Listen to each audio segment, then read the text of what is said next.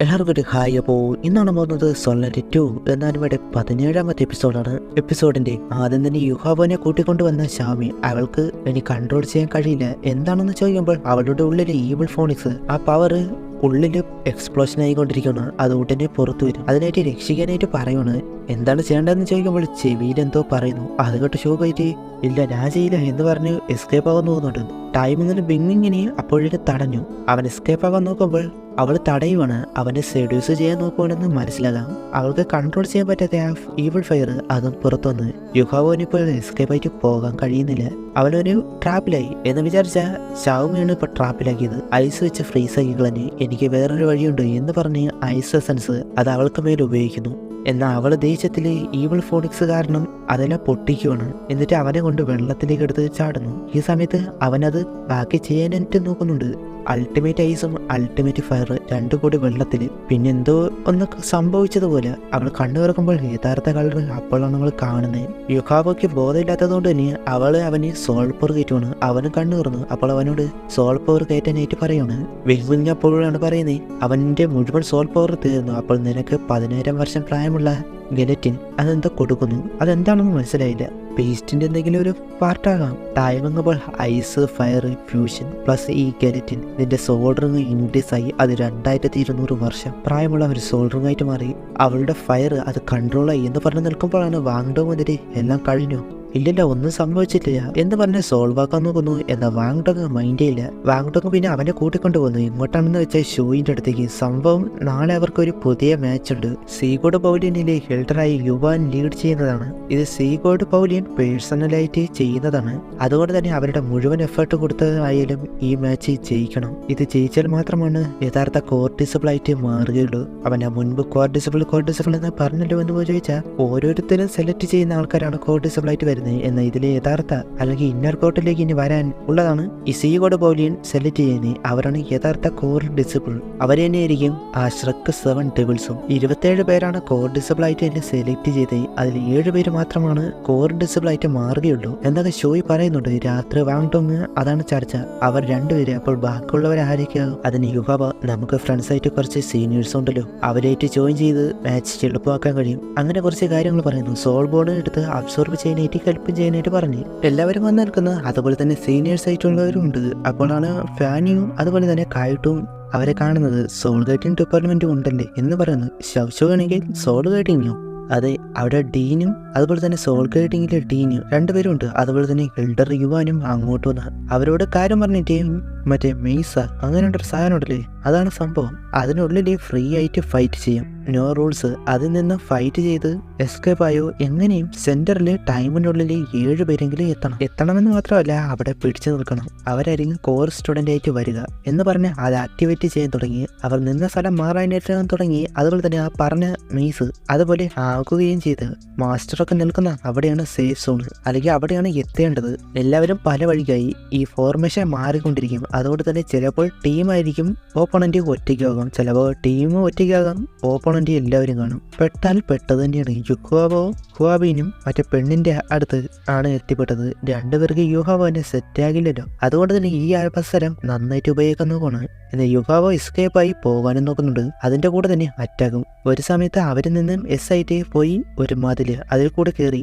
അപ്പോഴേക്കും അവിടെ ക്ലോസുമായി. എന്നിട്ട് വാങ്ഡോങ്ങിനെ ഫസ്റ്റ് കണ്ടുപിടിക്കണം. അതാണ് ഫസ്റ്റ് ചെയ്യേണ്ടത് എന്ന രീതിയിൽ പോകണം. എവിടെയാണെന്ന് അറിയില്ലല്ലോ. എന്നാൽ ഡിറ്റക്ഷൻ അത് ഉപയോഗിച്ച് നോക്കുന്നു. അവന് പരിചയമുള്ള മിക്കുള്ളവരെയും കാണുന്നുണ്ട്.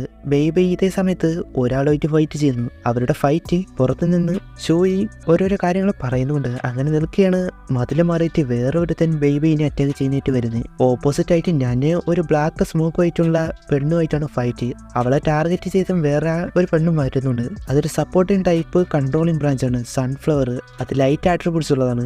അത് വെച്ച് അറ്റാക്ക് ചെയ്യും. രണ്ടുപേരും കൂടി ഞാനേ അറ്റാക്ക് ചെയ്യുന്നു. എന്നാൽ അതിൽ നിന്നെല്ലാം ആയിട്ട് മാറുന്ന ഞാൻ. ഇതേ സമയത്ത് ശവശവ് ഒരുത്തനെ അടിച്ചിട്ടിട്ട് ഓടി വരുന്നു. പിറകെ ഒരുപാട് പേരുണ്ട്. അത് കായിട്ടും കൊണ്ട് അവളെ അറ്റാക്ക് ചെയ്യാൻ നിന്ന് വന്നത് അത് യുഹാബന്റെ കൂടെ കണ്ട ഒരു പെണ്ണുണ്ടെന്ന് ഓർത്തിട്ട് അവളെ ഓട്ടിക്കുന്ന എല്ലാവരെയും ശവശവനെ ട്രാപ്പാക്കിയത് പോരാ. അവള് ഒരു ഡിഫൻസ് ടൈപ്പ് ആയതുകൊണ്ട് തന്നെ അധികം നേരം പിടിച്ചെടുക്കാൻ കഴിയില്ല. അങ്ങനെ നിരക്കിയാണ് കായിട്ട് സോൾ ഗൈഡിങ് വെച്ച് എല്ലാവരെയും അടിച്ചിട്ട് അത് അനൗൺസ്മെന്റും ചെയ്ത് കണ്ട സോൾ ഗൈഡിങ്ങിന്റെ പവർ. എന്നാൽ ഡീന് ഇത് ഹെൽപ്പ് ആയതാണ്. എന്നാൽ ഫ്യൂച്ചറിൽ ഒരു ബെനിഫിറ്റും ഉണ്ടാക്കി ഉണ്ടാവില്ല, കായിട്ട് വന്ന് തന്നെ കുഴപ്പമില്ലല്ലോ എന്ന് പറയുവാണ്. അവളാണ് അവളുടെ കൂടെ വന്ന രണ്ടുപേര്, ഇത് അവളുടെ ടീമായിരുന്നു, അവരെ ഇപ്പോൾ പുറത്താക്കി. അത് കേട്ട് കായിട്ടു അയ്യോ എന്റെ ജൂനിയർ യുഹാബോന്റെ ഫ്രണ്ട് ആയതുകൊണ്ടാണ് നിന്നെ ഹെൽപ്പ് ചെയ്തത് എന്ന് പറഞ്ഞു ഒരു ലോലിപ്പോപ്പ് കൊടുത്ത് സെറ്റാക്കും. യുഹാബോ തേടി വന്ന് വാങ്ടോങ്ങിനെ നോക്കുന്നു. എന്നാൽ 121 മീറ്റർ മാത്രമാണ് കാണാൻ പറ്റുന്നത്. അത് തന്നെയുണ്ട് 1000 2000 ഓരോരുത്തരും അടിച്ചിട്ട് ആ നമ്പേഴ്സും പയ്യെ കുറഞ്ഞു വരുന്നുണ്ട്. ബേബീനെ ഹെൽപ്പ് ചെയ്യാൻ ഞാനീ അവിടെ എത്തി. ഇപ്പൊ 2:4. പിന്നെ അവർ തമ്മിലുള്ള ഫൈറ്റ്, ബേബി ഒരുത്തനെ ഔട്ടാക്കി.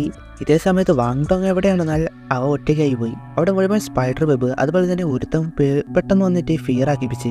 ആദ്യം ഒന്ന് പേടിച്ചുവെങ്കിൽ സോൾ സ്കിൽ ഉപയോഗിച്ച് നോക്കി, എന്നാൽ അവന്റെ മേലൊന്നും കൊള്ളുന്നില്ല. അവ സ്പൈഡർമാനെ പോലെ പോകുന്നു. അപ്പോഴാണ് മാർഷൽ സോൾ, അതൊരു ഹ്യൂമൻ ഫേസ്ഡ് സ്പൈഡറാണ്. അതിന്റെ എനിമി എന്നത് എല്ലാവരും കാണും, സ്വന്തം വംശത്തിലുള്ളവരാണെങ്കിൽ കൂടി. യുവാൻ അത് കണ്ടിട്ട് ടാങ്സനെ ഒന്ന് ഓർത്തിട്ട് കാര്യം പറയുന്നു. 10,000 വർഷത്തിന് ശേഷം ആദ്യമായിട്ടാണ് ഒരു ഹ്യൂമൻ ഫേസ്ഡ് സ്പൈഡർ അതൊരു മാർഷൽ സോളായിട്ട് കാണുന്നത്. അതിനുശേഷം ബേബി ഞാൻ അവരെ ടാർഗറ്റ് ചെയ്യുക വരുന്നല്ലോ. അവരെല്ലാവരും കൂടെ അറ്റാക്ക് ചെയ്യണം. ആ ഫ്ലവർ അതിൽ നിന്ന് ഒരു ലൈറ്റ് പോലുള്ളത് അത് നേരെ വരുന്നു. നന മാറിയെങ്കിലും ബേബിക്ക് അത് തടയാൻ നോക്കി, എന്നാൽ കഴിഞ്ഞില്ല. അതൊരു ലൈറ്റ് ആയതുകൊണ്ട് അവന്റെ മേൽ പതിച്ചപ്പോൾ അത് അനങ്ങാൻ പറ്റാത്ത രീതി. അവളാണ് പറയുന്നത് ഞാൻ അത് 5 സെക്കൻഡ് പാരലൈസ് ആകും.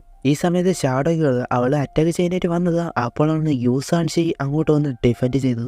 ഞാൻ ആ സമയത്ത് ഫ്ലവർ ഗേളിനെ അറ്റാക്ക് ചെയ്യാൻ നോക്കി, എന്നാൽ അവളെ ട്രാപ്പാക്കുകയാണ് ചെയ്തത്. എന്നാൽ കാമുകം വെറുതെ ഇരിക്കും, ഒരിക്കലുമില്ല, കൊടുത്തു വരുന്നു. അങ്ങനെ നിൽക്കണം ആ മതില്. അത് പിന്നെ ഫോർമേഷൻ മാറി യുസാൻഷി അവളെ ട്രാപ്പ് പോയി. അതുപോലെ തന്നെ ബേബി നനയിൽ നിന്ന് മതിലിനും അവരുടെ ഇടയിൽ കൂടി വന്ന് പൊങ്ങിപ്പോയി. അവര് 2 സൈഡിലായി.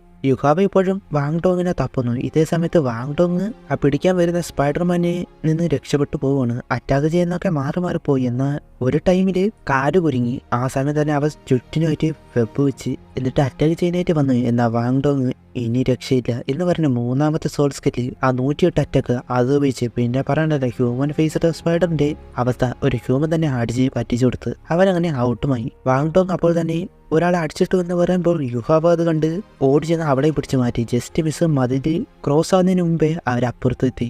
ഈ സമയത്താണ് ഡൈഹുവാബിന് ഒരാളെ ഔട്ടാക്കി. ഇനി 19 പേരാണ്. ഡൗഡവിന് ടെൻഷനുണ്ട്. യുഹാബോ കായിട്ടു അവരെങ്ങനെ ആ പ്ലേസിൽ വരണം. ബേബി സെന്ററിലേക്ക് വന്നപ്പോൾ അവിടെ ഹുവാങ്ങിനും ആ ട്വിൻ മാർഷൽസുള്ള ഹുവാബിന് ആൾക്കാർ അങ്ങനെ കുറെ പേര്, ഷൂരും ഹുവാബിനും അങ്ങനെ മിക്ക ഉള്ളവരും അവിടെ തന്നെ ഉണ്ടായിരുന്നു. അവൻ ട്രാപ്പായി. ഇത്ര പോരെ, ബേബിക്ക് അടിക്കാൻ കഴിയില്ല. ഹുവാബിൻ വന്നിട്ട് 42 ലെവലുള്ള സീനിയർ ബേബി, ഞാൻ ഹുവാബിൻ 37 ലെവല്, 4 സോൾഡർ കൊണ്ട്.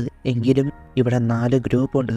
അവർ അറ്റാക്ക് ചെയ്യാനായിട്ട് റെഡി ആയതും അങ്ങോട്ടേക്ക് ഒരു ഷീൽഡ് വന്നു. അത് യൂസാൻഷി എത്തി. സ്ട്രോങ്ങസ്റ്റ് അറ്റാക്കും സ്ട്രോങ്ങസ്റ്റ് ഡിഫൻസും. ഇനി നോക്കെന്ന് പറയുമ്പോൾ ഹുവാബിൻ, എങ്കിൽ നമ്മൾ 12 പേരും ഉണ്ടല്ലോ, അതും സറൗണ്ട് ആയിട്ട്. പിന്നെ നിങ്ങൾ എങ്ങനെ രക്ഷപ്പെടുവെന്നാണ്. അതിൽ ഞാനും കൂടെ ഉണ്ട്. ഒരുത്ത അറ്റാക്ക് ചെയ്യാൻ വന്നു. അപ്പോഴാണ് അതൊരു ഫയർ വന്ന് അത് കത്തിച്ചില്ലാതാക്കി. അത് കായിട്ടുമായിരുന്നു. ഇടയ്ക്ക് ഞാനയുടെ അറ്റാക്കിന്റെ ചൂടും വീഴുന്നുണ്ട്. അപ്പോൾ ഹുവാബിൻ, ഇതിൽ സോൾ ഗൈഡിങ് ഡിവിഷൻ ഇന്റർഫേസ് ചെയ്യണമെന്നില്ല സീനിയർ, ഞാൻ കുറച്ച് ഫണ്ണാകാനാണ് നോക്കുന്നത്. അപ്പൊ യൂസാൻഷി ആണെങ്കിൽ ബ്യൂട്ടിഫുള്ളായ നനയെ കണ്ടിട്ടാണോ?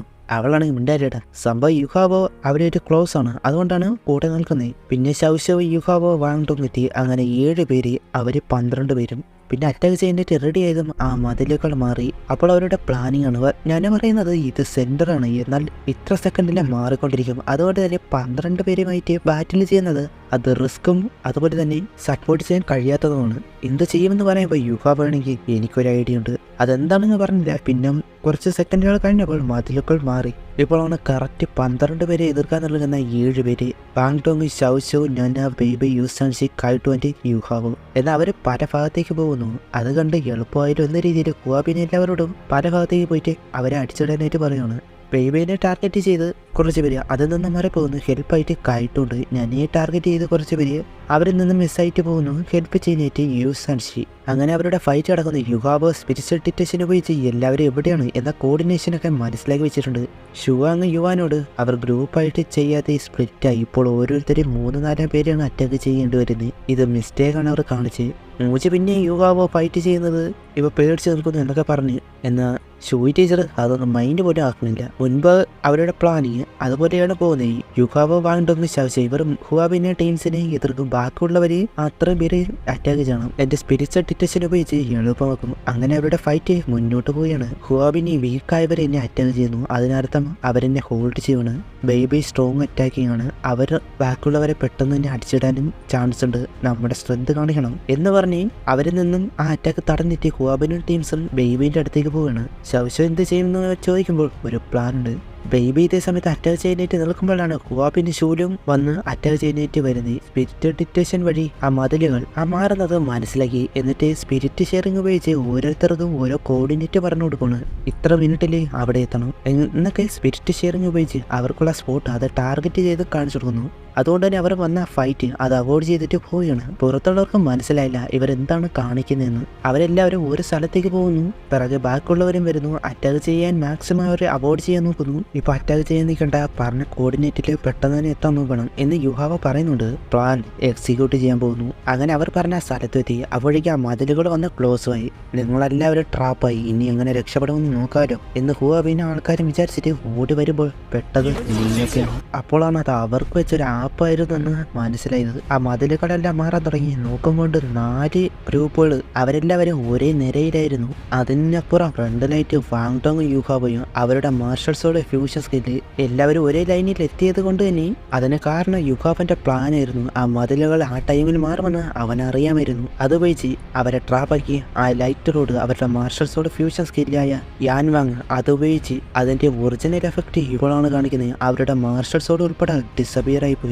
അവർക്കൊന്നും ചെയ്യാൻ പറ്റാതെ അവിടെ സ്റ്റക്കുമായി. ഇത് കണ്ട് എൻ്റെ അക്കാഡമി ഞെട്ടിപ്പോയി. അതിലെടുത്തു പറയേണ്ടത് എൽഡേഴ്സായ യുവാനും അതുപോലെ തന്നെ ഷുവാങ്. ഈ സീരീസ് കണ്ട മിക്കുള്ളവരുടെ എപ്പിക്ക് ആയിട്ടുള്ളൊരു മൊമെന്റ് ആയിരിക്കും ഇത്. എന്നിരുന്നാലും ഷുയാണെങ്കിൽ അവരുടെ പ്ലാൻ ചെയ്തു ഒരേ ലൈനിൽ കൊണ്ടുവന്നു. അവരുടെ മാർഷൽ സോൾ ഫ്യൂഷൻ സ്കില്ലിന്റെ എഫക്റ്റ് അത് വെച്ച് അവരെ ട്രാപ്പ് ആക്കി. ഇതാണല്ലേ യഥാർത്ഥ മാർഷൽ സോൾ ഫ്യൂഷൻ സ്കില്ലിന്റെ അവരുടെ സ്ട്രെങ്ത് എന്ന് പറഞ്ഞ് അതിശയം. 12 പേരെ ഒരേ മാർഷൽ സോൾ ഫ്യൂഷൻ സ്കില്ലിന്റെ തോൽപ്പിച്ചു എന്ന് ഡീൻ. അങ്ങനെ 12 പേരും ഔട്ടായി. 7 പേര് വിന്നേഴ്സുമായി. അവിടെ ശവിയുണ്ട്. അങ്ങനെ ഒരു പൊളപ്പൻ എപ്പിസോഡായിട്ട് ഈ ഒരു എപ്പിസോഡ് അവസാനിക്കുന്നു. അപ്പോൾ അടുത്ത എപ്പിസോഡ് കാണാം. Okay, by.